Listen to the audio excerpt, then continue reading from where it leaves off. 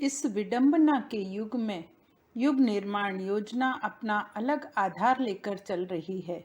व्यक्ति द्वारा व्यक्ति को बनाया जाना, दीपक द्वारा दीपक को जलाया जाना, यही है अपना सिद्धांत।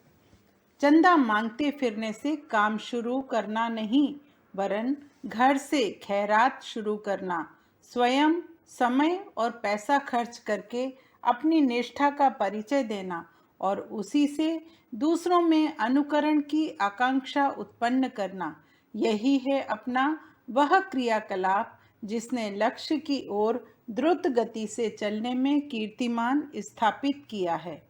पंडित श्री राम शर्मा आचार्य जी। पुस्तक का नाम अमरवाणी भाग 1। आज संसार की परिस्थितियां बहुत विकृत हो उठी हैं। उनका परिवर्तन होना अत्यंत आवश्यक है, परंतु यह परिवर्तन बाहरी नहीं, आंतरिक होना चाहिए, क्योंकि मनुष्य का अंतःकरण बदलते ही उसकी दुनिया भी बदल जाती है। इसी बदलाव द्वारा हम सब रोग, शोक, क्लेश, कलह, पाप, ताप आदि व्याधि से छुटकारा पाने में समर्थ हो सकेंगे और यह बदलाव मनुष्य में सच्ची आस्तिकता जगाने से ही संभव हो सकता है। यही लक्ष्य लेकर युग निर्माण योजना कार्यान्वित हो रही है। अब नवयुग की रचना के लिए ऐसे व्यक्तित्वों की आवश्यकता है जो अपने जीवन को प्रखर एवं तेजस्वी बनाकर अनुकरणीय आदर्श उपस्थित करें। जब तक मानव मन में भरी हुई दुष्ट प्रवृत्तियों को हटाकर उसके स्थान पर सत्प्रवृत्तियों की प्रतिष्ठापना न होगी, तब तक संसार में एक भी उलझन ना सुलझेगी। आपके समक्ष प्रस्तुत है एक लघु पुस्तक जिसमें लेखक ने युग निर्माण योजना के दर्शन, स्वरूप व कार्यक्रम के कुछ अंशों को विस्तार से समझाया है। युग निर्माण योजना के अनुसार आस्तिकता के सच्चे लक्षण। पहला, ईश्वर को निष्पक्ष, न्यायकारी और घटघटवासी समझते हुए कुविचारों और दुष्कर्मों से डरें और उनसे बचने का प्रयत्न करें। दूसरा, प्रत्येक प्राणी में ईश्वर को समाया हुआ समझकर उसके साथ सज्जनतापूर्ण सद्व्यवहार किया जाए।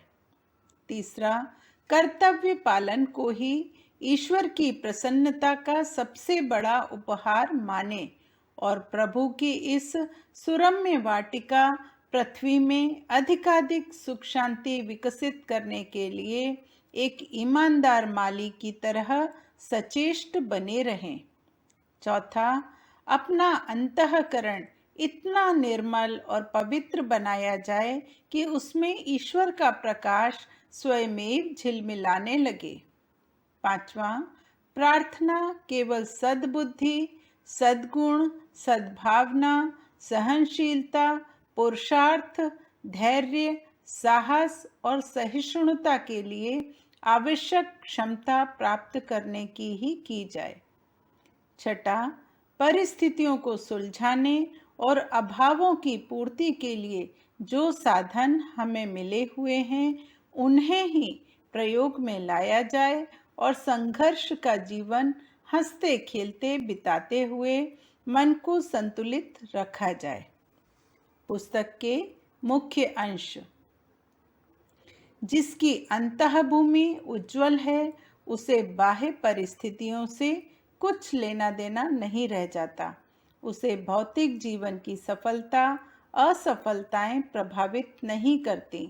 संपदाएं नहीं, आंतरिक विभूतियां उसकी संतुष्टि का केंद्र रहती हैं।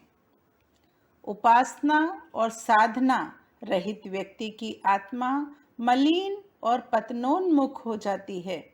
स्वार्थ और भोग का नशा उसे पाप की नारकीय ज्वाला में घसीट ले जाता है। इसलिए अपने अस्तित्व का सही रूप जानने और अपने लक्ष्य के प्रति गतिशील रहने के लिए उसे अध्यात्म का सहारा लेना पड़ता है। आत्म कल्याण का यही मार्ग है। अंतरात्मा में निरंतर चलने वाले देवासुर संग्राम में तामसिकता का पक्ष भौतिक सुख साधन इकट्ठे करते रहना और सात्विकता का पक्ष आत्म कल्याण की दिशा में अग्रसर होने का है।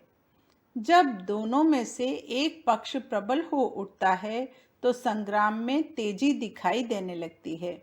यदि असुरता प्रबल हुई तो दुष्प्रवृत्तियों की अभिवृद्धि होती है और यदि सुर पक्ष प्रबल हुआ तो मनुष्य सत्पुरुष, महामानव, ऋषि, देवदूत बनकर पूर्णतया के लक्ष्य को प्राप्त करने के लिए द्रुत गति से आगे बढ़ता है।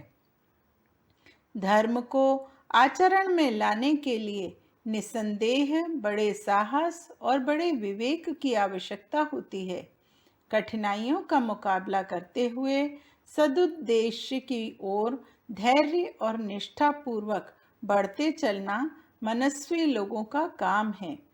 ओछे और कायर मनुष्य 10-5 कदम चलकर लड़खड़ा जाते हैं। युग निर्माण योजना की सबसे बड़ी संपत्ति उस परिवार के परिजनों की निष्ठा है जिसे कूटनीति एवं व्यक्तिगत महत्वाकांक्षाओं के आधार पर नहीं, धर्म और आध्यात्म की निष्ठा के आधार पर बोया, उगाया और बढ़ाया गया है। पुस्तक के मुख्य बिंदु: मानसिक स्वच्छता का महत्व, हमारा आंतरिक महाभारत, बुराइयों के विरुद्ध संघर्ष, एक समस्या के 2 पहलू, महान अतीत को वापस लाने का पुण्य प्रयत्न।